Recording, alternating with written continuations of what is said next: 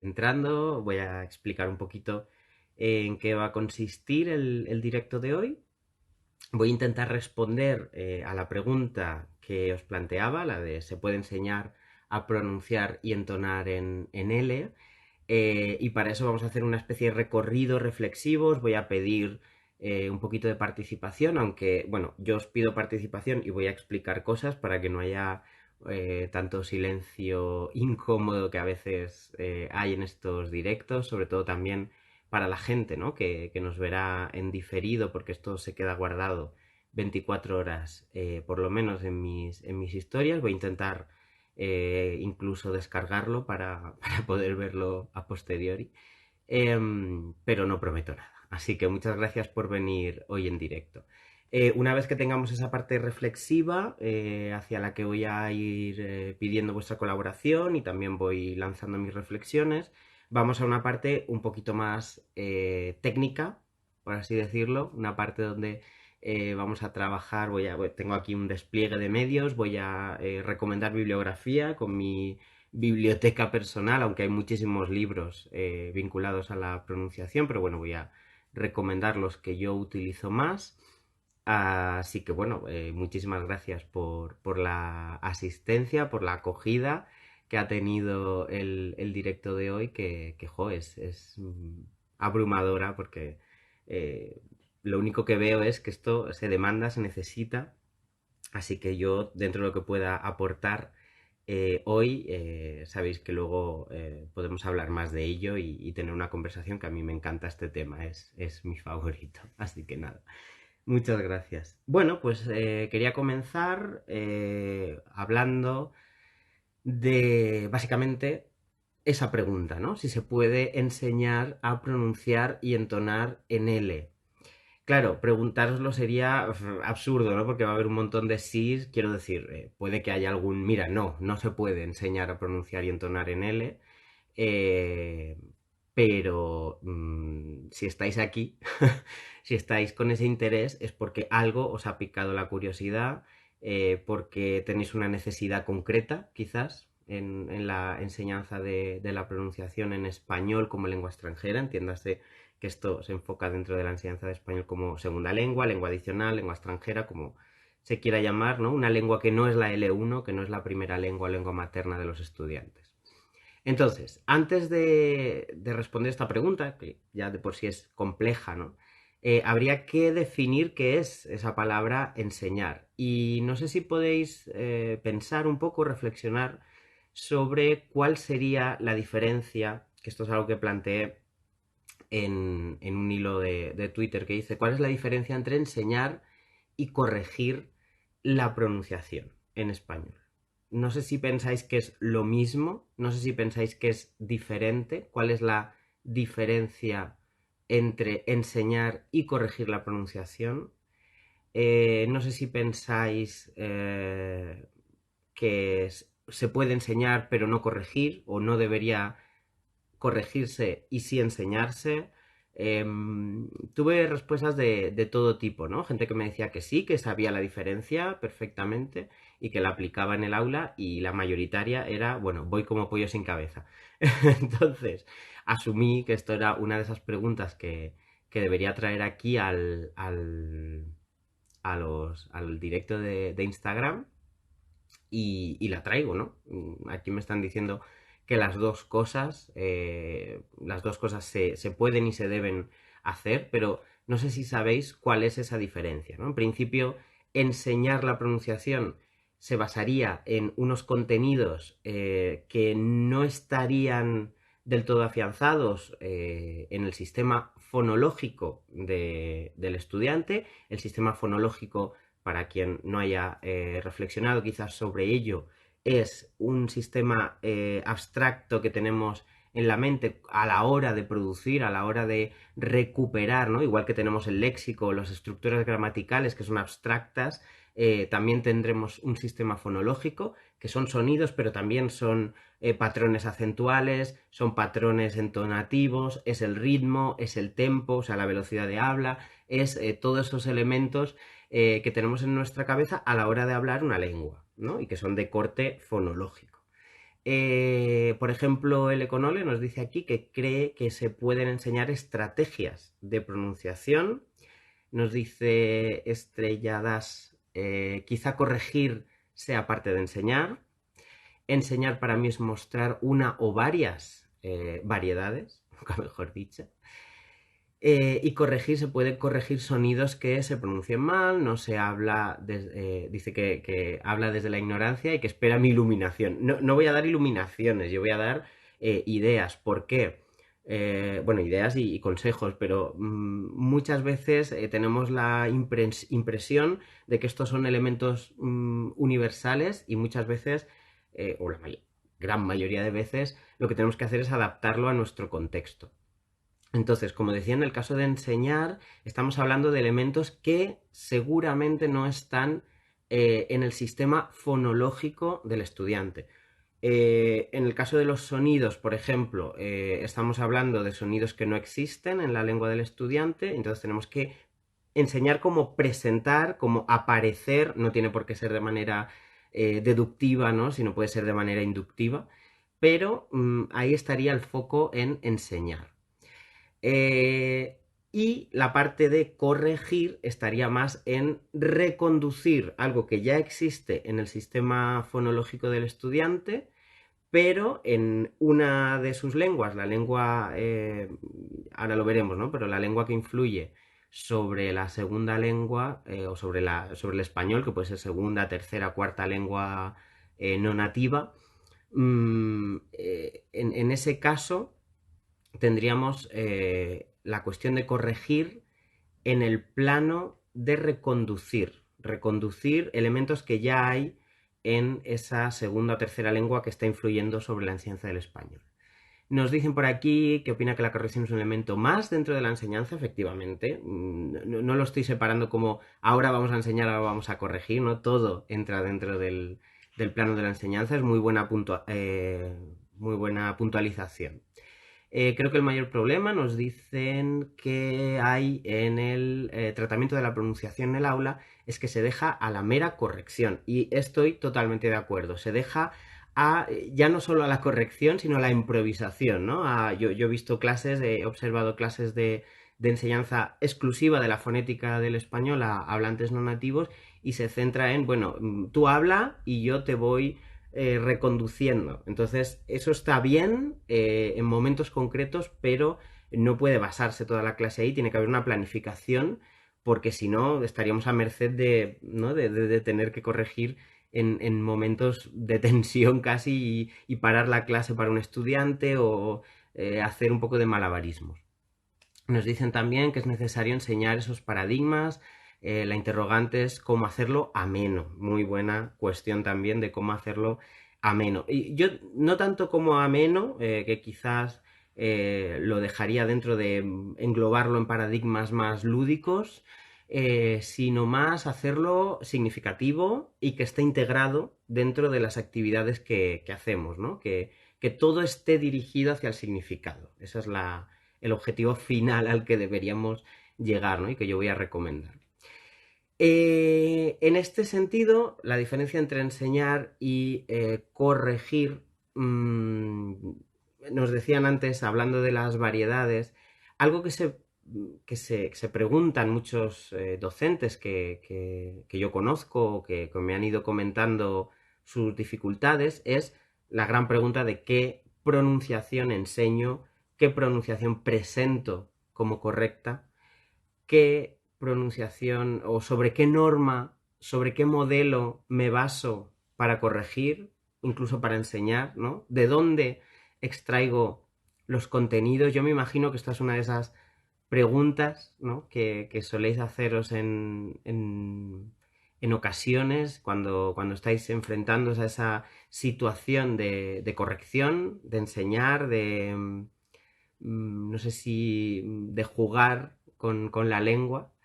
Nos dicen, por ejemplo, la que sea útil para el alumnado. Esto es algo fundamental, pero en muchas situaciones no tenemos esa certeza cuál va a ser útil para el estudiante. Hay que elegir una en concreto, hay que hacer una mezcla de todas, hay que saber, por ejemplo, como profesores de español, reproducir la pronunciación de todas las variedades. Cuando corregimos, algo que se me plantea, por ejemplo, mucho en estos casos, cuando corregimos un contenido de pronunciación, que, como es el caso de la diferencia s, ¿no? De la S y la Z, como dirían en formato letra. Pero cuando corregimos esos sonidos, estamos pensando realmente en un tipo de pronunciación, ¿no? Sería como si corrigiésemos la diferencia entre Y y Y, como sería la diferencia en Argentina o en Uruguay, ¿no? En esa zona rioplatense. Pues, claro, en esas situaciones estamos realmente centrándonos en una sola variedad. Y aquí es donde debemos hacer una visión de contextos, que depende del contexto, ¿no? Entonces,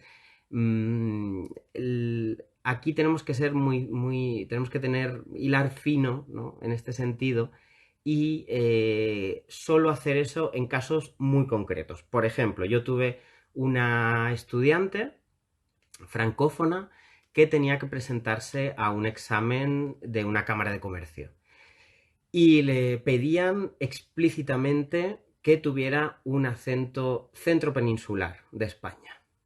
¿Es lo ideal? Pues no, porque cada persona tiene su tipo de acento, lo va recogiendo, se estigmatiza mucho el acento extranjero en muchas ocasiones. No tiene por qué ser malo, ¿no? Tener acento extranjero, igual que no tiene por qué ser malo tener acento andaluz o tener acento mexicano, ¿no? No tiene nada de malo per se, intrínsecamente no es malo. Otra cosa es que te soliciten para un trabajo concreto, para un examen en concreto, un tipo de pronunciación. Yo, claro, efectivamente, a mí también me sorprende la petición. Fue chocante, pero os puedo asegurar que era totalmente real. Estas situaciones se nos pueden dar. ¿Qué podemos hacer? Bueno, en el caso de que sea una petición de nuestro estudiante, que no tenga que ver con un examen, con una evaluación certificativa, podemos intentar convencer de que, bueno, pues tampoco es tan urgente, tan necesario tener un tipo de acento concreto. Además, nadie va a comprobar si tu tipo de acento es de Madrid, es de Zaragoza o es de Zamora. Es que no, no lo van a intentar comprobar. O sea, sería algo así, ¿no? Como decir, bueno, yo quiero un acento típico de Salamanca o quiero un acento típico de Extremadura o un acento típico de Murcia. Pues nadie creo que vaya a comprobar si tu acento es exclusivamente centropeninsular. Pero en el caso de una versión certificativa, en el contexto de los negocios, es que son casos muy concretos, es verdad, muy complejos, no suelen ser comunes. Y por lo tanto, yo ahí siempre, en la medida en que el contexto no sea fijo, no sea algo tan estanco, ¿no? En yo quiero este tipo de pronunciación, hay que ser mucho más fluido y buscar la inteligibilidad del estudiante. La palabra clave aquí es que sea comprensible, inteligible, que se le entienda. Y eso no significa que tengamos que dejar de lado los contenidos fónicos, ¿vale? Esto es muy importante. Porque ante la pregunta ¿se puede enseñar a pronunciar y entonar en L? Que decir, pues claro, ¿no? Hay todavía profesores que piensan que no, precisamente porque lo que hay que buscar es inteligibilidad total, da igual cómo pronuncies, no da igual, ¿no? Porque el significado cambia en muchas ocasiones, pero se tiende, ¿no?, a pensar en esa inteligibilidad. Espera, que tenemos aquí una pregunta un poquito más larga que dice, a mí me llegó un alumno alemán pidiéndome enseñar el acento español porque él haría la certificación del Instituto Cervantes. Pero el Instituto Cervantes, como sabéis, pues no valora que tu pronunciación sea de un sitio o de otro, sino efectivamente que sea inteligible, ¿no? En el caso de los exámenes DELE. A mí un bombero me pidió que le enseñara catalán oriental porque luego sus compañeros se reían de él. Vale, en esta ocasión yo también tenía un estudiante polaco que me pidió clases de entonación concretamente para sonar más natural en su entorno laboral, ¿no? Entonces, en esas ocasiones que estamos abocados un poco a estudiar, analizar ese contexto y ver cuál sería la entonación más natural, porque lo que se considera natural en un sitio no tiene por qué considerarse natural en otro, ¿no? Entonces, es muy interesante las reflexiones que estás haciendo, ¿no? Estoy muy de acuerdo. Cómo hacerlo significativo, eso es la clave.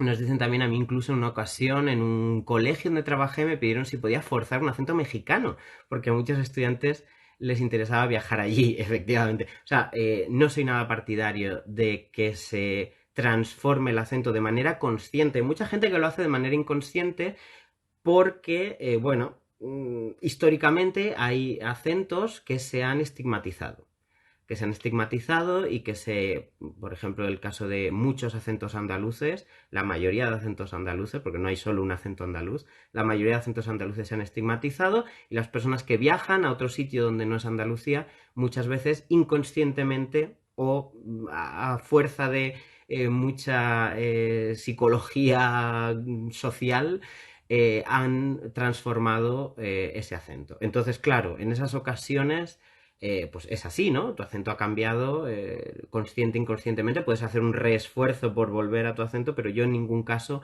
recomiendo que en clase se transforme el acento del profesor a uno antinatural, ¿no? Porque lo que buscamos es la naturalidad, el encuentro con personas reales que hablan la lengua, y esas personas pueden ser nativas o no nativas de esa lengua. No estoy diciendo que tengan que ser solo nativas.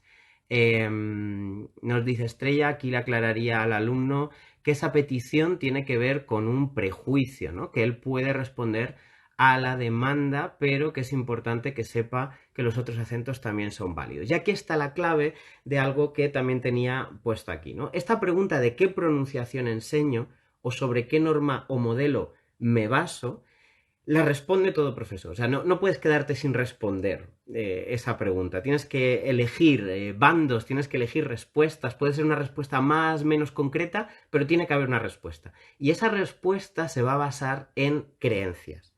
Llámalo prejuicios, llámalo creencias, llámalo pues una serie de elementos, ¿no?, que quedan en nuestra mente basados en conocimientos, es decir, cosas que hemos aprendido leyendo, viendo por ejemplo esta story, o experiencias propias que hemos sufrido en el aula, fuera del aula, que tienen que ver con la pronunciación. Entonces, esta respuesta al final se da muy basada en algo individual, en algo personal, y debería estar más basada en algo contextual, las necesidades del estudiante, ese clásico depende, debería estar aquí pendiente. Entonces, desde este punto de vista, yo creo que podemos pasar un poco, porque no puedo responder a esta pregunta, puedo responderla desde mis contextos, ¿no?, y mis estudiantes, pero que reflexionar sobre ello y sobre la globalidad de esto, yo creo que es algo muy, muy, muy importante e interesante. Yo quería pasar más a ver qué factores influyen no solo en estas creencias, sino también en el aprendizaje de la pronunciación por parte de nuestros estudiantes. Cuando digo pronunciación, y esto lo digo ya a mitad, no lo digo al principio para que esté todo el mundo aquí conectado mientras lo digo, es mi punto de vista en esto es básicamente, espérate que tengo, sí, mi punto de vista ¿en qué? Esto, se me ha ido la cabeza, son muchas cosas. ¿Qué estaba diciendo? Ah, la pronunciación, sorry, vuelvo al concepto de pronunciación. Quería dejar claro que cuando hablo de pronunciación articulatoria, sonidos, vocales, consonantes, diptongos, toda esa parte que se llama segmental, o sea, sonidos que podemos segmentar, A, P, A, PA, todos estos, y suprasegmental, es decir, todo lo que está supra, por encima, es decir, como he dicho antes, entonación, ritmo, patrones acentuales, velocidad de habla, todo eso está por encima de los sonidos, es menos segmentable, que también es segmentable, obviamente, pero se le llama técnicamente elementos suprasegmentales. Cuando hablo de pronunciación, hablo también de entonación, hablo de ritmo y de todo esto, y de acento, y efectivamente, y todos los elementos que están por encima de lo segmental, ¿no?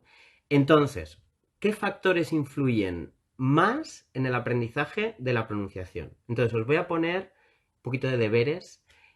Tomad nota si queréis y lo ponéis aquí en el chat.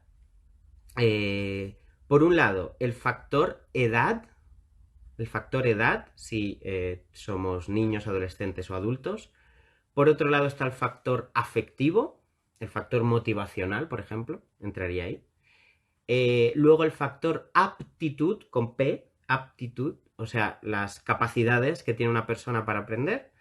El factor de contacto con la L2, si estamos en inmersión, si estamos fuera de inmersión, por ejemplo, o si tenemos un contacto más directo a través de series de televisión o no. Eso influye, todo esto. Y el factor interferencia con la L1. ¿Vale? De esos 5 factores hay muchos más, obviamente, ¿no? Esto no es algo que se pueda clasificar en 5 bloques, pero la bibliografía sobre este tema dice que estos son como los más influyentes en el caso de la pronunciación. Repito, factor edad, factor afectivo, factor aptitud con P, factor contacto con la L2 y factor interferencia de la L1. De esos 5 factores, si podéis por aquí ordenarme un poco cuál pensáis o cuáles pensáis del 1 al 5. El 1 sería el más importante, el que más influye en la enseñanza, en el aprendizaje de la pronunciación, y el 5 sería el que menos influye de los 5, que sigue influyendo mucho, pero el que menos de los 5. Entonces os voy explicando mientras me vais contando. El factor edad sería el factor un poco de si la enseñanza incide en un contexto a niños, un contexto a adolescentes y un contexto a adultos o a personas mayores, ¿no? Hablamos ya de mayores de 65, personas jubiladas. Ya sabéis que aquí entraría un factor muy cognitivo y es, bueno, pues cómo se aprenden los sonidos en ciertas edades, si se aprenden mejor, si el acento que se procura al final es más inteligible si empezamos antes, ¿no? Esa típica respuesta que se suele dar a, bueno, pues si empiezas antes aprenderás una pronunciación mucho más nativa, pongamos muchas comillas, pongamos muchas cuestiones aquí a esto de la pronunciación nativa. También la cuestión del factor afectivo que decía Pilar aquí que era importante. El factor afectivo es la motivación para aprender, la predisposición, si hay mucha ansiedad o poca ansiedad en el aula cuando estamos trabajando los elementos afectivos, cómo nos suena la lengua fonéticamente, si nos suena dura, rara, extraña, melodiosa, musical, ¿vale? Todos esos elementos o etiquetas que les ponemos a las lenguas las basamos en la fonética. Entonces, eso también es un factor que influye, un factor afectivo. Ahora, ¿dónde lo pondríamos? El factor aptitud, es decir, si tenemos unas capacidades innatas de aprender la pronunciación, de tener lo que se llamaría un oído musical, un oído fino, ¿no? Un oído que distingue muy bien las diferencias, los rasgos de los distintos sonidos, los rasgos de las distintas curvas entonativas o los rasgos del patrón acentual. Luego también estaría el contacto con la L2. Hablaríamos de el contacto que hay con el español, es decir, hay mucha incidencia o poca incidencia en si tenemos un contacto continuado con el español para aprender mejor o peor la pronunciación. Si vemos series, si vemos si tenemos un amigo, una amiga que hablamos mucho con esa persona y entonces tenemos más contacto con esto, tenemos más necesidad o menos necesidad de hablar español. Y luego estaría la interferencia de la L1, que aquí pues hay muchos factores, ¿no?, que influyen, porque a veces lo que influye sobre la pronunciación es la L1 directamente, es decir, yo tengo una L1, ponte chino mandarín, tengo una L2 que es inglés y estoy aprendiendo una L3 que es español. Y eso hay que analizarlo muy bien, cuál está incidiendo en la enseñanza de la pronunciación del español. La L1, la L2, las dos a la vez, solo la L1. Entonces, en este sentido, hay que tener en cuenta también ese factor. Vamos a leer lo que me habéis puesto, porque es muy interesante, mientras lo estaba explicando. Me habéis hablado de factores afectivos, como decía Pilar. Aquí alguien me dice interferencia de la L1. Tenemos interferencia de la L2 también, lo que he dicho, ¿no? En lugar de la L1, la L2. Tenemos más la interferencia de la L1 y lo que menos sería la edad. Alguien aquí nos lo ha ordenado, interferencia de la L1, contexto, que sería eso de factor contacto con la L2, factor afectivo y, por último, la edad. También tenemos la interferencia frente a la edad, ¿no? También tenemos algunas personas que ponen por encima interferencia de la L1. También nos dicen factores afectivos e interferencia de la L1 es lo que más influye. Tenemos ahí una disputa entre los factores afectivos y la L1. Curiosamente, lo que más ponéis al final es la edad, ¿no? Cuando existe el llamado... un momento que me voy... el llamado... Me gusta, ¿no? Ponéis todos... o sea, como... No es que me guste, es que estáis muy de acuerdo. Entonces hay mucha univocidad en esto. El factor edad es de los que más creencia popular hay sobre él a la hora de la pronunciación. Es decir, cuando estamos hablando de enseñanza de la pronunciación, el elemento que elimina de la ecuación la pronunciación como un contenido es, primero, si el profesor es nativo o nativa, yo ya, ¿por qué tengo que incluir la pronunciación en el currículum? Esa es la creencia, ¿eh? Estoy hablando de una creencia. Se piensa que la pronunciación, aunque es un contenido lingüístico, se adquiere por ciencia infusa, ¿no? Por esponjismo ilustrado, entonces se queda ahí en el cerebro como si fuera un fósil, ¿no? Además se habla de errores fosilizados, sobre todo vinculados a la pronunciación, como si fueran fósiles inamovibles, entonces hay que tener un cuidado tremendo, esa es la idea, ¿no? El cuidado tremendo que hay que tener sobre qué modelo, qué input se le da al estudiante. Entonces se piensa mucho que cuanto antes se empieza, mejor va a ser la pronunciación o mejor va a ser el impacto. Lo que dicen los estudios es que obviamente hay un impacto, o sea, que influye, que es uno de los elementos que influyen, eso no tenemos duda. Pero es el que más, porque tenemos muchas ocasiones, algunos estudios donde se habla de este periodo crítico como muy dirigido a la L1, ¿no? Hay periodos críticos donde hay un momento en el que se van aprendiendo las diferentes fases como periodos críticos. La investigación habla más ahora de periodos sensibles. Hay un artículo muy interesante de Torres Águila, no recuerdo el año, pero se llama El mito el mito del periodo crítico. Entonces lo va desmontando, es muy interesante. Y es algo, es una de esas creencias, ¿no? Que es lo que más influye a la hora de, por ejemplo, entre padres, ¿no? Que tienen hijos, introducir o meter a sus hijos en clases de idiomas como lengua extranjera. Cuanto antes, ¿no? Esa es la idea general, cuanto antes mejor. Pero ¿por qué se tiene esa idea? Pues sobre todo por la pronunciación, ¿no? Porque se piensa que cuanto antes entre va a tener un acento mucho más inteligible, que esto se traduce en acento nativo como si fuera algo bueno, o que nativo, ¿no? Pero sí que hay una incidencia sobre esto. Dicen por aquí, es algo interesante, que dice, yo noto mucha diferencia en pronunciación dependiendo de si trabajo con niños o adultos. Los niños suelen pronunciar mucho mejor y más rápido. La investigación, y esto hay un libraco aquí enorme, buenísimo, que es este, que no sé si lo veis al revés o lo veis como lo veo yo, Fonética para Profesores, seguramente lo veis al revés, pero se llama Fonética para Profesores de Español, de la teoría a la práctica, es de la editorial Arco Libros y la autora de todo el libro, no es es grande, pero es una sola autora, es Juana Gil Fernández. ¿Vale? El libro es de 2007, pero total vigencia, ya os lo digo. En este libro se recopilan muchas de esas investigaciones y una de ellas dice que en el caso de los niños del periodo crítico,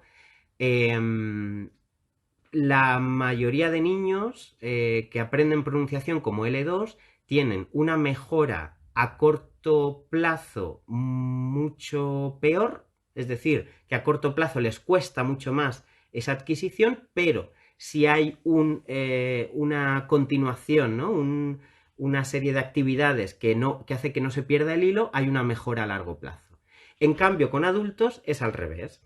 hay una mejora a corto plazo, es decir, a corto plazo, como tienen más estrategias de aprendizaje, pues logran captarlo, pero aunque haya actividades más progresivas, suelen perderlo. Pero claro, aquí inciden no solo factores de tipo edad, sino que influye, pues lo que hemos dicho, factor afectivo, a que nos suena la lengua, a que nos recuerda, ¿no? Sobre todo en los niños la parte afectiva es muy muy importante, incide mucho, el factor aptitud, si yo soy mejor, peor aprendiendo lenguas, el factor de contacto, si lo practico, no lo practico, entonces en todo esto la edad yo la bajaría muchísimo como habéis hecho, porque sí que influye, obviamente, pero si hay otro factor mucho más incisivo por encima, va a influir mucho más en eso. El esponjismo, me decíais. Cuando se es mayor, probablemente el propósito como una motivación específica pasa a uno de los primeros planos, ¿no? Exacto, muy, muy acertado. Al revés, ¿no? Lo veis al revés. El libro me dicen si lo recomiendo para los que estamos un poco verdes. Para los que estáis un poco verdes, yo recomiendo uno mucho más flojito, que también es de la autora, aunque la autora lo que hace es compilar, no escribe el libro, pero muchos se basan en este libro.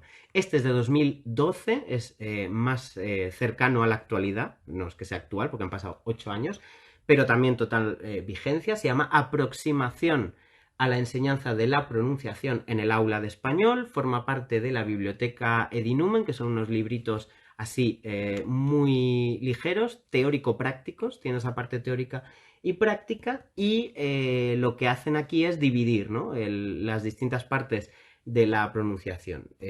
Habla de, os lo digo, ¿no? Las autoras y autores hablan de, primero hacen un panorama general, lo cual es muy bueno para quien esté un poquito más verde. Luego se habla de la corrección de errores de articulación, y aquí nos metemos en lo segmental. Luego el acento y la sílaba. Después llega entonación, ritmo y tempo. Y se dan tips muy prácticos para todo esto, ¿vale? Entonces yo os doy las dos partes. La parte fuerte, la que estaba poniendo ahora Cristina, de Fonética para Profesores de Español, de la teoría a la práctica, de Juana Gil. Ese es como tochamen, pero sesudo bueno. Y este para empezar, ¿vale? Autores, bueno, si ponéis Juana Gil, lo mismo, Juana Gil también os aparece, es la editora. Lo que pasa es que ella escribe el prólogo. Entonces ella recopila de José María Laoz, Soledad Luque, Alicia Mellado y Jorge Rico, que son quienes hacen cada persona un capítulo. Os voy a recomendar más libros que tengo aquí conforme vayan saliendo, porque, bueno, siempre es bueno, ¿no? Tener referencias, pero yo siempre, siempre, siempre recomiendo estos dos, sobre todo el chiquitín para empezar. Eh, entonces, una vez que hemos visto, hemos hablado de esos factores que influyen más en el aprendizaje de la pronunciación, yo no voy a decir cuál es el que influye más, porque no lo sé, porque no lo sabe ningún investigador. Es algo que siempre está en constante investigación y que va a depender de muchos factores, ¿no? Lo que podemos hacer es ir trabajando cada uno individualmente y luego conectarlos a través de investigaciones, pues a ver qué ha influido más en este otro.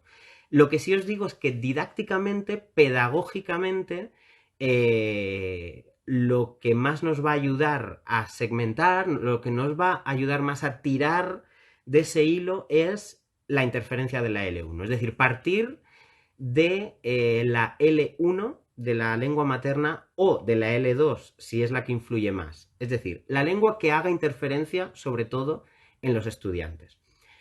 Claro, esto puede ser muy relativo, muy dependiendo de, pero por eso hay que hacer una serie de pasos para llegar a determinar qué contenidos. O sea, el objetivo final es integrar una serie de contenidos en el programa, pero si no hacemos antes una serie de análisis concretos de nuestros estudiantes, pues no podremos determinar qué contenidos son los pertinentes.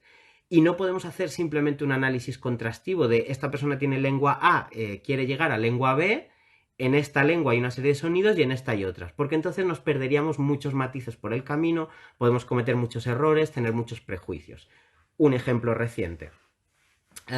Estudiantes sinohablantes de China. China es gigantesca, lo podéis ver en este mapita de aquí. Bueno, se ve muy poquito, lo veis por aquí. China es enorme. Y hay estudiantes que tienen problemáticas con la L y la R, y hay estudiantes que tienen problemáticas con la N y la L.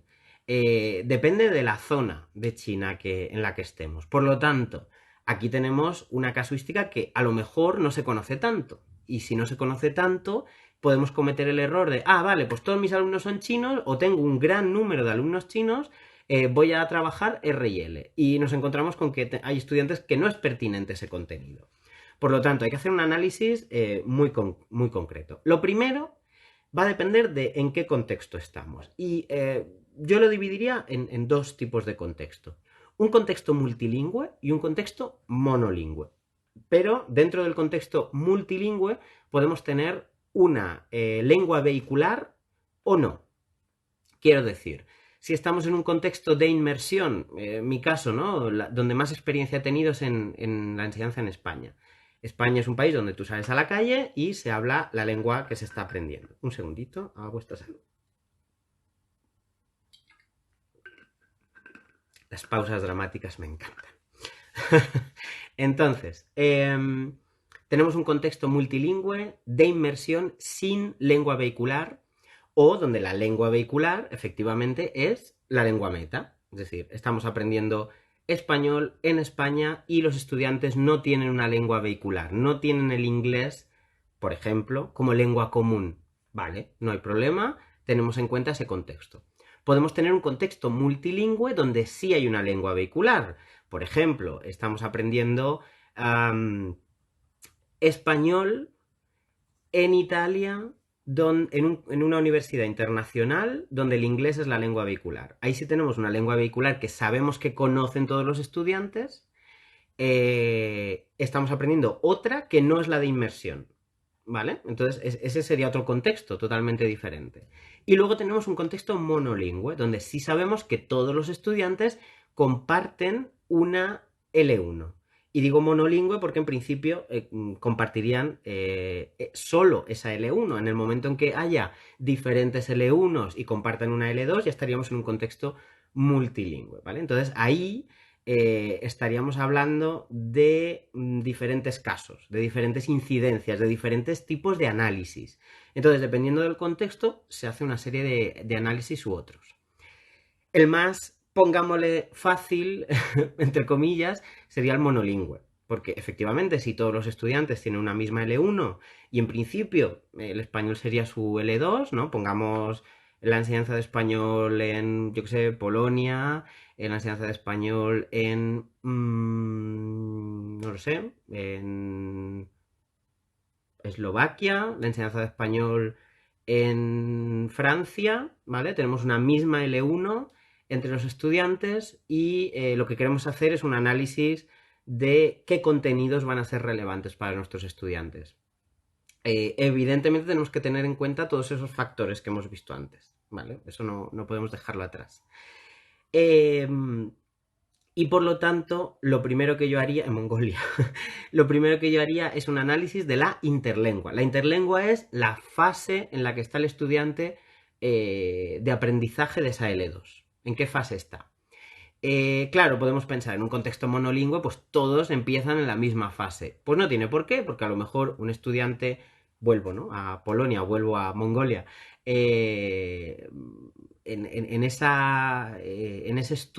análisis nos podemos encontrar y nos vamos a encontrar estudiantes que sí tienen un amigo, una amiga hispanohablante, que tienen, por ejemplo, un contacto con la L2 más continuado por un familiar, que son hablantes de herencia, por ejemplo, que son hablantes, que son personas que tienen contacto con la L2 por las series de televisión, por las películas, por la radio, por los podcasts, por algo que les guste, que les interese, donde tengan un contacto con el español, su nivel de interlengua va a ser diferente, aunque comparta la L1 con sus estudiantes. Entonces esto tiene que influir en cómo llevamos al aula la pronunciación. Que esto, lo ideal sería hacerlo con todos los niveles del lenguaje, ya os lo digo, pero especialmente con la pronunciación, ¿no?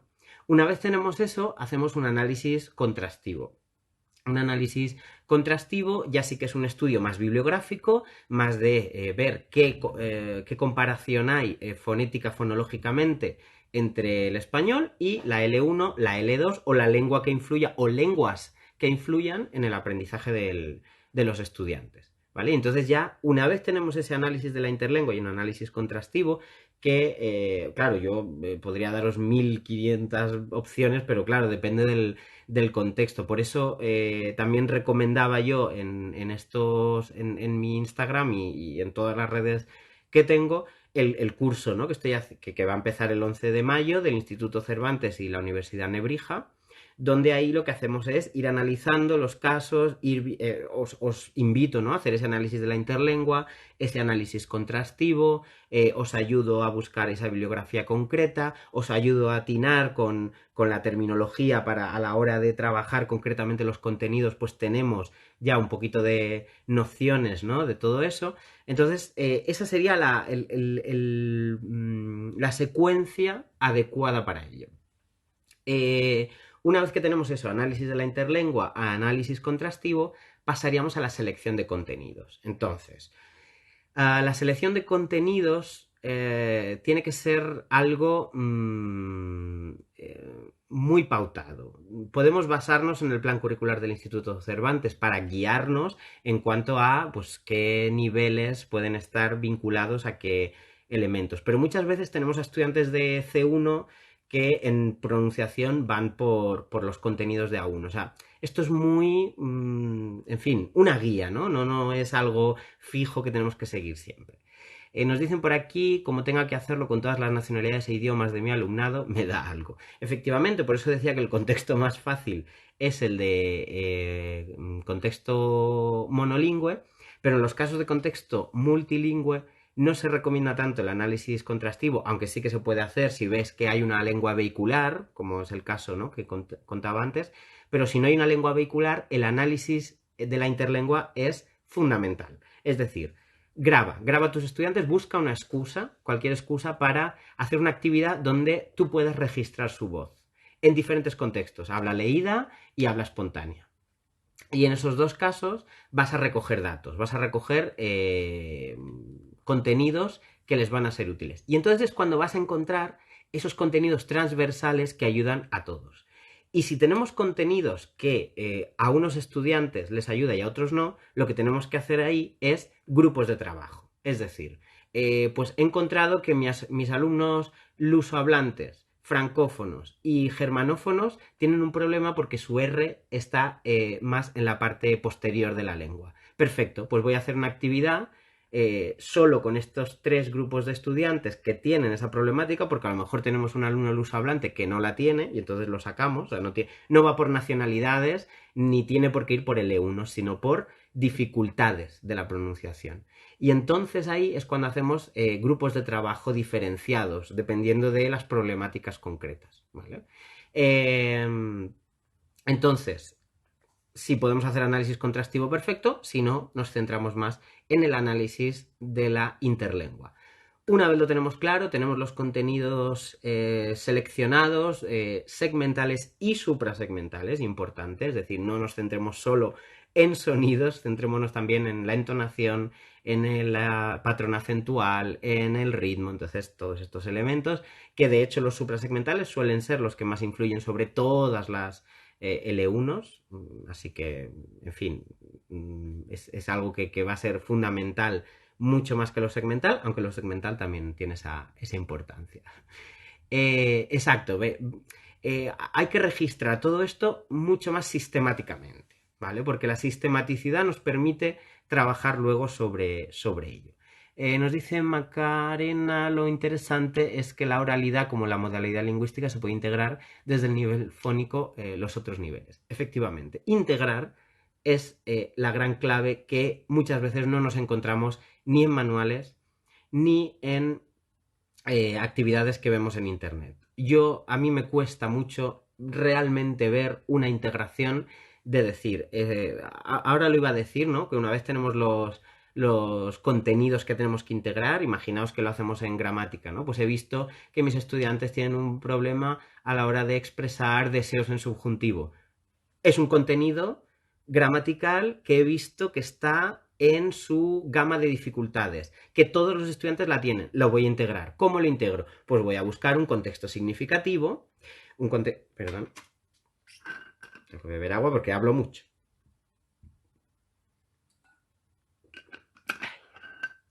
Que no no hay una interacción oral, hay una expresión oral. Entonces, en gramática lo tenemos muy claro, porque veo este contenido y busco una situación significativa donde lo vayan a necesitar mis estudiantes. Estamos dentro de ese paradigma comunicativo, ¿no? El paradigma comunicativo o enfoque comunicativo, donde sí que buscamos situaciones de la vida real, funciones comunicativas reales y lo adaptamos perfectamente, ¿no? Lo tenemos ya incluso en los manuales hecho. ¿Qué pasa ahora? Que no lo hacemos tanto con los contenidos fónicos, ni segmentales ni suprasegmentales. Y es una de esas cosas en las que debemos incidir. Para eso nos puede ayudar, por un lado, la didáctica de lenguas con los elementos del paradigma comunicativo. Para eso hay una tesis doctoral que, por ejemplo, intenta integrar con el enfoque por tareas los contenidos de pronunciación, que era de... se me olvida el nombre. Bueno, tengo la bibliografía en algún sitio, la puedo compartir en algún momento. Pero bueno, si buscáis enfoque por tareas y pronunciación, os sale la tesis doctoral de Bartolí. Ahora me ha salido. Bartolí. Y en esa tesis doctoral pues se intenta unar enfoque por tareas y elementos de pronunciación.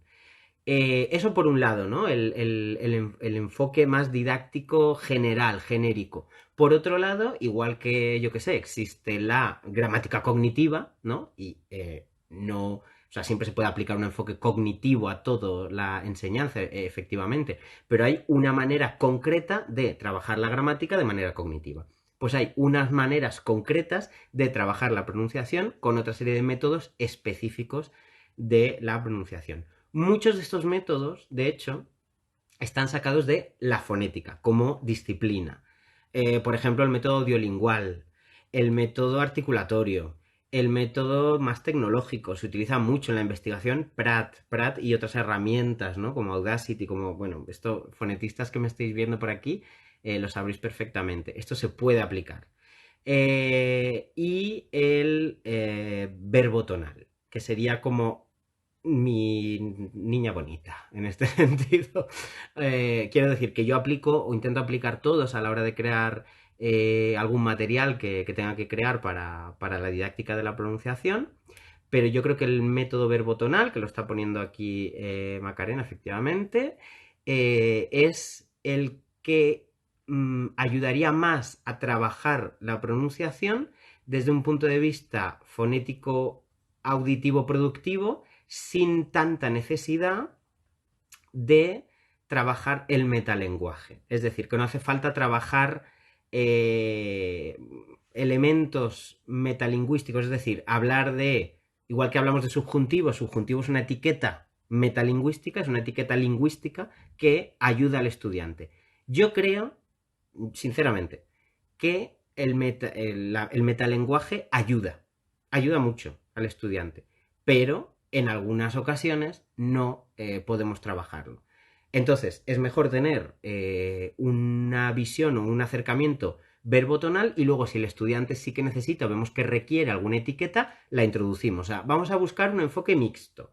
Mixto de estos 4 elementos y muchos más, ¿vale? Por ejemplo, estáis hablando de la página de la Universidad de Iowa, que fue gratuita, luego de pago, ahora gratuita otra vez, que me enteré hace poquito, así que viva. Pues esa página seguiría un enfoque más, en mi punto de vista, articulatorio, porque tienes un corte sagital, que es como si cortaras por la mitad la cabeza de alguien, entonces se ve cómo se mueve la lengua, los órganos, ¿no? Si vibran las cuerdas vocales o no, por dónde sale el aire, y luego también tienes una persona donde le ves los labios y ves cómo produce externamente esos sonidos. Está centrado en el método articulatorio. Se le han hecho muchas críticas al método articulatorio, pero efectivamente para ciertos elementos puede funcionar. Otro es el audiolingüístico o audiolingual. El de pues, pares mínimos, por ejemplo, o escucha y repite, ¿no? Ese tipo de elementos. Se le hacen muchas críticas. Yo el primero, pero según este maravilloso libro de nuevo, el de Juana Gil, Libraco donde los haya, que si alguien se ha incorporado ahora, pues Arcolibros, Juana Gil, 2007. eh, Según este libro, eh, ese tipo de enfoque o sea, es mucho más productivo en los elementos suprasegmentales que en los segmentales, es decir, cuando trabajamos con sonidos funciona menos y cuando trabajamos con entonación funciona mejor, y si trabajamos con sonidos es mucho más productivo en los niveles altos de competencia lingüística, donde evidentemente el estudiante tiene muchas más estrategias para captar las diferencias, para tener estrategias de aprendizaje, que en los niveles bajos, donde suele tener menos estrategias de aprendizaje de esa lengua. Por lo tanto, tengamos muy en cuenta esto a la hora de, no se trata de siempre utilizar este tipo de elementos para lo mismo, sino que hay que adaptarlos según las necesidades y los niveles y los contextos y el contenido concreto que estemos trabajando, ¿vale? Y eso es lo complejo, ¿no? Saber dónde funciona cada cosa. Por ejemplo, funciona muy bien, a mí me funcionaba muy bien con mi estudiante polaco que quería trabajar la entonación, usar Pratt, que sería un método más tecnológico, donde hay que tener ciertos conocimientos, pero igual que en el método verbotonal, hay que tener ciertos conocimientos de fonética combinatoria, por ejemplo, de qué combina con qué. El otro día puse un story, ¿no? De la fonética combinatoria, pues para enseñar la P, pues es mucho más productivo combinarlo con estas vocales que con estas otras, etcétera. Entonces, yo usaba Pratt para manipular, porque Pratt te permite manipular la onda sonora. Entonces, mi estudiante leía, le aparecía una curva entonativa y entonces yo lo que hacía era coger su curva entonativa y bajarla o subirla dependiendo de qué quería utilizar. ¿Alguna bibliografía actualizada del método verbotonal? Buena pregunta. Tengo bibliografía, no es desactualizada. De hecho, a ver, aunque es del año 90, sí que es verdad que lo masca mucho. O sea, lo deja como muy útil para el aula de L. Y tampoco ha cambiado mucho. Lo que pasa es que si buscáis bibliografía del método verbotonal en general, os vais a encontrar con, sobre todo, dirigido al francés y sobre todo dirigido a lo fonoaudiológico, ¿no? Aquí está, por ejemplo, Macarena, que es especialista, y el método verbotonal se creó para, como combinación, ¿no? de muchas otras metodologías fonoaudiológicas, de logopedia, por ejemplo, para ayudar a pronunciar, a producir a personas con hipoacusia. Entonces, a partir de ahí se tomó hacia las lenguas extranjeras. Primero para el francés, para FLE, francés como lengua extranjera, y para L tímidamente. Entonces, este libro de Dulos Poch, de la Universidad Autónoma de Barcelona, es del año 90.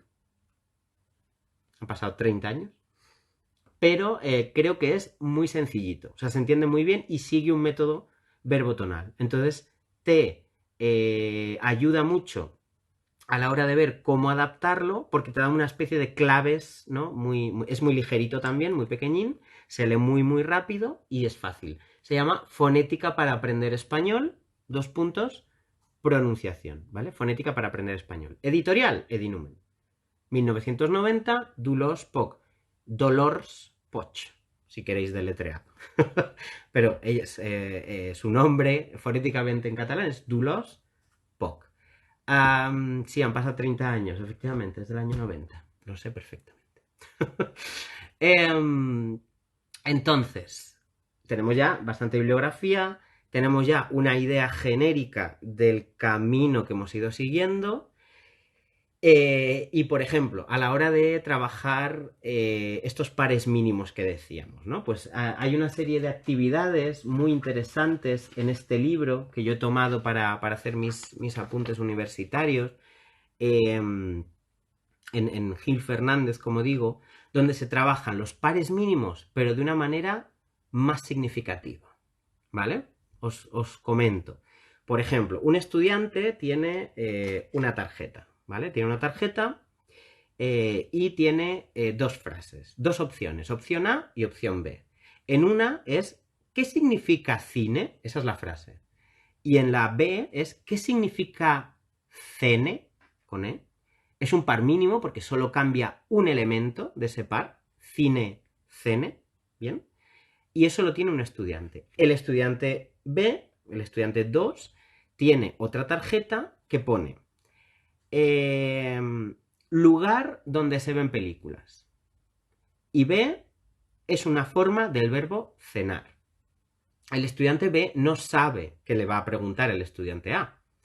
Y el estudiante B tiene que preguntar y escuchar la respuesta, ¿no? Es totalmente dirigido, pero muy centrado en la forma y de algún modo significativo. ¿Por qué? Porque dependiendo de lo que pregunte el estudiante 1, por ejemplo, ¿qué significa cine? Y si el estudiante B responde, es una forma del verbo cenar, ahí lo que hay que tener en cuenta es quién ha intentado decir qué.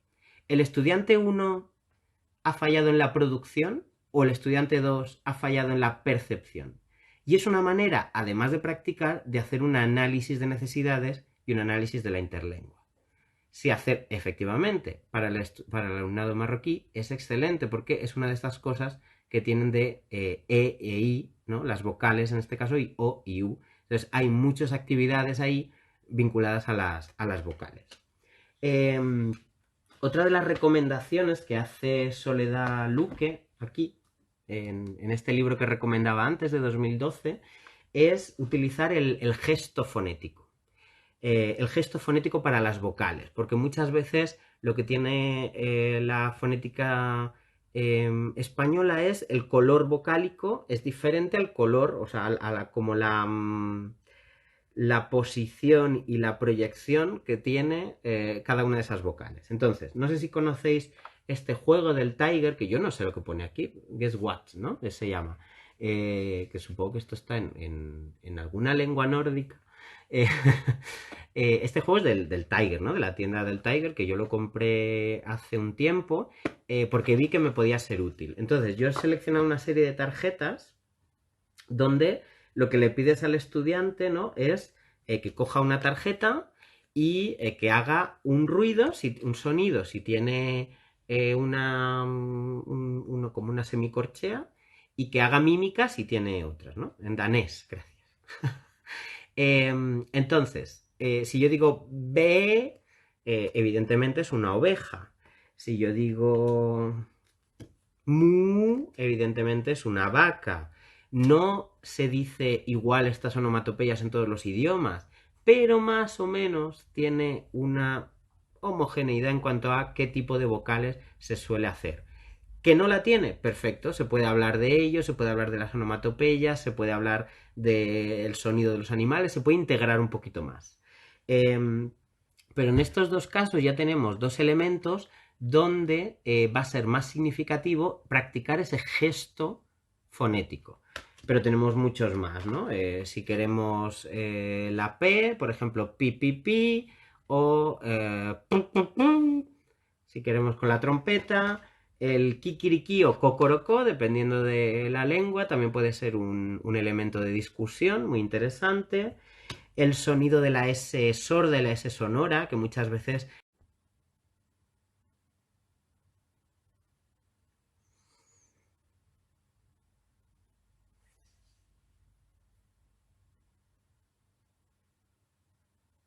Hola. Sí, se me ha desconectado. Creo que solo pueden durar una hora, me parece. Perdonad, no lo sabía. No sabía que solo duraban eh, una hora. Perdón, me he pasado. Hola, hola.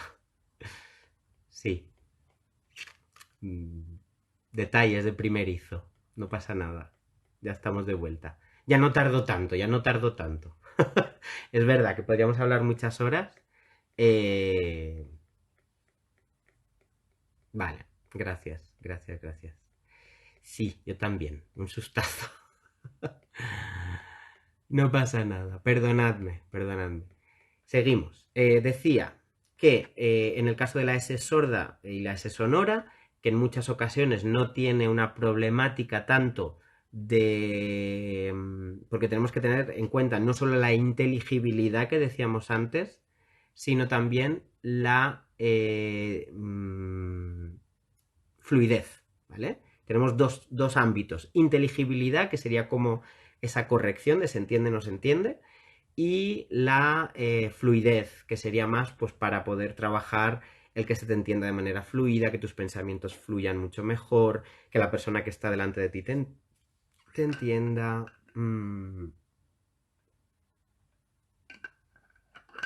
¿No oís nada? ¿Oís bien? ¿Se oye bien? ¿Se oye bien? ¿Se me oye? Ay, voy a esperar a que se me oiga porque si no... ¿Se me oye? Sí. Ah, ¿oís bien? Oh, vale. Pues mira, a ver el volumen a veces. Ah, vale. El volumen, siempre. A comprobar el volumen. Em, decía, S sorda y S sonora vinculado a la fluidez. ¿Vale? Aquí tenemos estos dos animalejos. Y para la T, pues el tic-tac de este, ¿no? Entonces podemos utilizar este juego del que estaba hablando antes para vincularlo. Sí, todo esto lo voy a guardar. Lo voy a guardar. Creo que he guardado el anterior. He conseguido descargarlo y darle a un vídeo guardado. Estos son elementos vinculados a la contextualización, ¿no? A la integración. Hay otros elementos vinculados más a la articulación. De hecho, estamos preparando Soledad, Luque y yo un cursito que no sabemos si daremos presencial, si daremos online, que estamos ahí, que sí que no. Y va a versar un poco dirigido a esta parte articulatoria. Ella hace mucho cosas con globos, con velas, con espejos, con muchos elementos que vienen de la logopedia y que pueden ayudar a proyectar, a utilizar al estudiante para mejorar su fluidez, para mejorar su tensión, para mejorar su respiración. Por ejemplo, su respiración diafragmática ayuda mucho a la hora de proyectar la R, a la hora de proyectar las vocales, a la hora de proyectar las oclusivas frente a las... O sea, a controlar por lo menos la respiración y la tensión articulatoria cuando usamos esos elementos de la logopedia dirigidos a la enseñanza de la pronunciación. Entonces son esas técnicas que tenemos ahí. Yo ya os digo, podría estar muchísimas horas hablando de esto, muchísimas horas trabajándolo. Yo creo que ha sido, he hecho un panorama bastante amplio, yo no sé si ha sido positivo o no. Yo os quiero trabajar muchas más horas con esto, pero efectivamente no tengo el material aquí, es un poco engorroso, ¿no? También el tener esto de no poder compartir, tener muchas cosas por aquí, elementos. Entonces lo que voy a hacer es, primero, recomendaros este curso de enseñanza, enseñar a pronunciar y entonar en L, que tengo el enlace en la bio de Instagram y ahí vais directamente al curso y veis los contenidos que tiene. En Instagram, no, en Twitter he puesto el cronograma ya del curso, veréis qué lecturas vamos a hacer, qué vamos a hacer cada día, cuándo van a ser las videoclases, todo eso. Y entonces lo que voy a hacer, como me dicen aquí, sugerencias bibliográficas finales. Entonces, aparte de las que os he enseñado, que son estas tres, ¿no? De fonética para profesores de español en Arcolibros, de Juana Gil, aproximación a la enseñanza de la pronunciación, de Dinumen, también podéis buscarlo con Juana Gil, de 2012, del año 90, de Dulos Poc, también de Dinumen, por aquí, ¿vale? Fonética para profesores de español, no, fonética para aprender español, dos puntos, pronunciación. Aparte de esos, hay muchos más. Dulos Poc se centra en los sonidos. Pues aquí hay otro de la misma colección, de Dinumen, que es Didáctica de la prosodia del español, que lo veis al revés, efectivamente. La acentuación y la entonación, ¿vale? Se centra en acentuación y entonación. Y es de Maximiliano Cortés, que además es especialista en sinohablantes. Vale, y para entonación también, más actual, de 2012 también, 2012 fue el año de la fonética, claramente, la enseñanza de la entonación en el aula de L, de Arcolibros también, que es de Antonio Hidalgo y Adrián Cabedo, de la Universidad de Valencia, y está centrado en ya el caso concreto de la entonación, que también es uno de esos elementos que cuesta más ver por eso de que son curvas y no son sonidos. También un libro bastante más reciente, 2015, 5 añitos, La pronunciación del español, fonética y enseñanza de lenguas, donde incluso se da una metodología más de enseñanza que sería más fonética cognitiva, podríamos llamarla, que la da José A. Padilla, de la Universidad de Alicante. De hecho, está publicado en Publicacions de la Universidad de Alacant, de la Universidad de Alicante. Aquí lo tenéis, 2015. También me ayudan mucho, aunque no del contenido, sí de las técnicas, libros de inglés. Entonces tenemos este, que es del año 95, que es Pronunciation de Laroy, y es muy citado porque tiene actividades donde tiene en cuenta la parte afectiva, ¿vale? Tiene en cuenta la parte afectiva. Como esto lo voy a subir, luego podéis darle hacia allá y llegar hasta estos libros, pero si no, pues me escribís y puedo poneros la bibliografía por escrito. Y el último que yo recomiendo muchísimo para el profesorado, no tanto para actividades de aula, sino para formarse en conceptos más teóricos de la enseñanza de la pronunciación, recomiendo muchísimo este de Así se habla. Se llama Así se habla. Nociones fundamentales de fonética general y española.